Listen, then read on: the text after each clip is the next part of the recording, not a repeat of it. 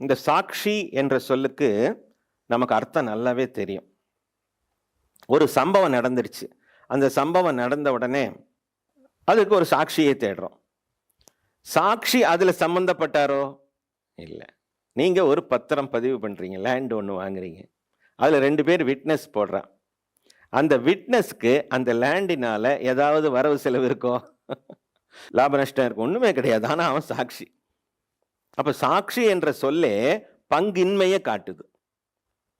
It will never take a role in that activity, but it is observing, it is witnessing.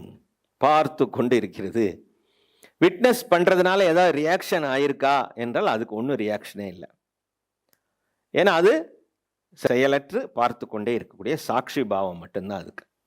ஆனா ஆத்மன் பார்த்து கொண்டே இருந்தாலும் தான் எந்த ரியாக்ஷனையும் அடையாது.